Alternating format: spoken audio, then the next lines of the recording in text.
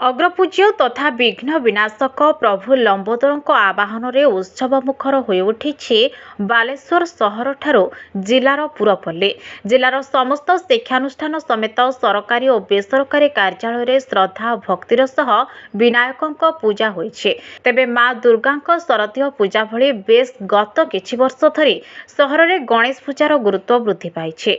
सहरर फकीरमोहन गोलेई रे लोरी club, बारबाटीर Shriram club और जवान क्लब, मोतीगंजर डूम क्लब, जिला स्कूल रोडर विघ्नराज क्लब समेत विवेकानंद मार्गर पाणीटांकी छकरू चिड़ियापोल पर्यंत आकर्षणर केन्द्रबिंदु पलटिछे।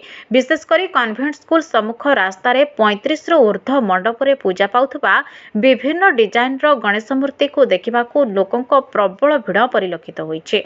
विभिन्न क्लब पक्षर प्रतियोगिता भितर होइथिबा गजानन डिजाइन मूर्ति सांगको आकर्षणीय साजसज्जा और लाइट डेकोरेशन देखा सेठारे अपराह्नरू लोकों भिड़ लगी रही। मात्र 200 मीटर रास्तार 35 रु अधिक मंडपर चलता गणेश महोत्सव जनसमुद्र पलटि जाइथिबा लक्ष्य करा जाइछे। संध्या ठारू विलंबित राति पर्यंत विभिन्न मंडपर ठाकुर देखा सहित साजसज्जा को उपभोग करुछन्ते।